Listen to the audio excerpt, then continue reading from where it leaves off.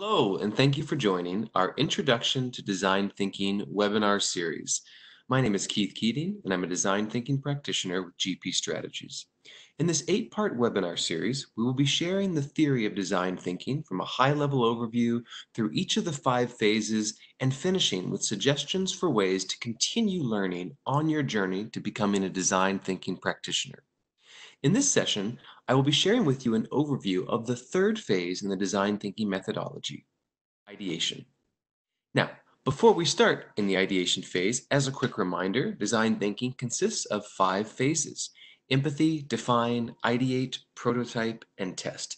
In the empathy phase, we learn about our audience. We understand their challenges, their needs. We then take all of that information and we move into the define phase where we synthesize that data and we define a problem statement based on what we have learned. Once we have our problem statements or our how might we questions, we then move into the ideate phase where we brainstorm, create solutions, as many solutions as we can based on our how might we questions. Then we move into the prototype phase where we build quick representations of one or more of those ideas, and then of course we test those ideas back with our users to gain their feedback. So in the ideate phase, we brainstorm and we create solutions. So far we've talked to our learners, we have a good understanding about them, we've taken that information, we've synthesized it down, we've defined a problem statement, we've evolved it into a how might we question or multiple how might we questions, and now we take those how might we questions and we start to ideate on them. And remember, ideation is the art of the possible. It's not about coming up with the right idea. It's about generating the broadest range of possibilities. So in the first 2 phases, we kept our focus rather narrow. We went out, we've had the discussions, we then take that information, we synthesize it down into the how might we questions, but now when we get to the 3rd phase, ideation, we flare it out. We go big, we go bold, we go broad. We want to come up with as many ideas as we can to solve for those problems, and then we'll narrow that scope back down when we get to the prototype and the testing phase. So a couple of best practices around ideation. First of all, you want to set a time limit so that people in the room know what they're working towards.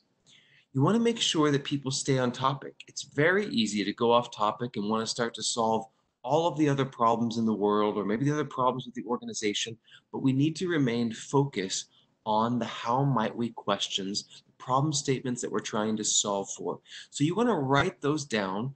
If you have multiple, put them on the walls around the room. Make sure that's very visible so that everyone in the room remembers and has a visible cue of what it is that they're brainstorming for.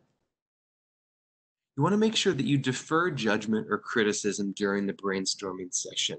And this is not always easy because we tend to bring with us preconceived notions, our prior beliefs, our experiences, and we could probably come up with 100 reasons why any of these ideas aren't going to work.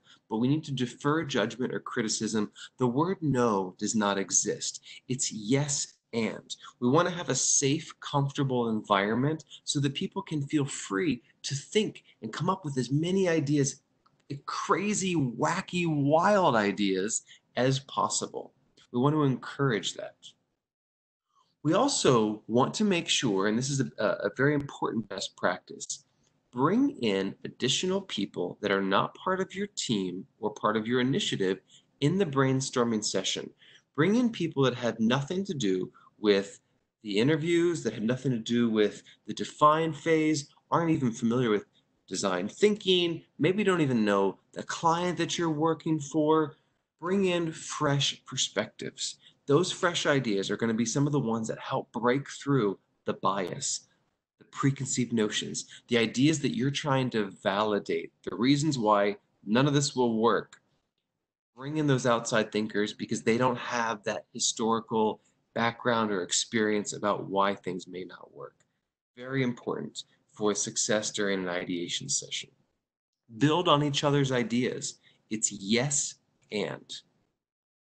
Be visual. When you're brainstorming, it's not just talking out loud, but it's writing down your ideas, sketching out your ideas, making sure that there's a good visual representation so that others can understand what's in your head. And if needed, consider providing different constraints during the brainstorm process. For example, maybe give the constraint for the next 30 minutes. You want to solve for the how might we question if you only had $1 available in your budget. How could you solve for these questions? Next 30 minutes, if you had $1 million budget. Next 30 minutes, if you had unlimited resources. Next, you only had 2 resources. So give different constraints because it allows people to think a little bit differently about solving the problem. Those are some best practices for the ideation phase. Now, ideation methods, there are a number of them that exist, and there is not one that is better than the other. So, for examples that we tend to use are just simply brainstorming, writing down, brain dumping, those ideas that you may have, storyboarding, building it out into a story or sketching it out, or doing a mind map like you'll see in the bottom left-hand corner. So there are a number of ideation methods available. I recommend getting familiar with as many of them as possible and finding the ones that work for you and your team. Now, there is not a scientific methodology for ideation process, but what our team tends to use is a 4-step process. Idea share, sketch and storyboard, voting on the ideas, and then plotting against an impact feasibility prioritization matrix. So we start, of course, with our idea share, our story share, our brain dump, just writing down ideas on post-it notes, putting them on boards so that we can then start to group those together. Once we've grouped those together and we've come up with themes around the ideas that we have, the next stage is to break up into teams and start to sketch out those ideas, build them out, create storyboards and multiple components about those ideas. Once you have your sketches or your storyboards, then what I recommend is voting on the ideas. And not just voting on the entire idea, but voting on components of the idea. Because you may have an idea where from start to end, it may not be that great, but there are subcomponents in that idea that you want to definitely explore further for solving those how might we questions. So you can vote on those ideas.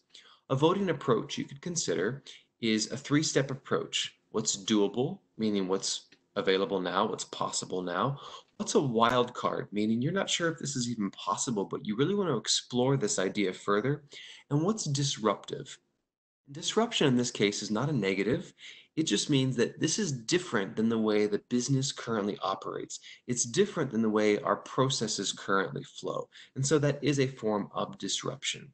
And so once you have cast your votes, you tally up those votes, and then you can plot them on a prioritization matrix. We tend to use impact and feasibility. We break it up into 4 quadrants. Your big bets, those are your high risk, high rewards. Then you've got your lower priorities, ideas that you don't want to necessarily forget about, but this may not be the right time to conduct or move forward with those ideas. Then you have your stars, which I refer to as that risk reward sweet spot. Those are the ones that we think have a great amount of impact. It's very possible from a feasibility perspective. And then you have your quick hits, things that you could go out and maybe implement very quickly so that your users do recognize that they've been heard and that you are making strides towards solving those problems for them. So impact, feasibility, prioritization matrix. This concludes our session on the ideate phase of design thinking. So make sure to check out our next session on the prototype phase. Now that you've got all of your ideas, how do you actually take them forward? Thank you for joining us today, and we look forward to sharing more ideas and best practices with you. And don't forget to check out the rest of our design thinking site and use the contact form at the bottom of the design thinking site to reach out to us anytime, or simply add me on LinkedIn to continue the design thinking conversation. Thank you for joining.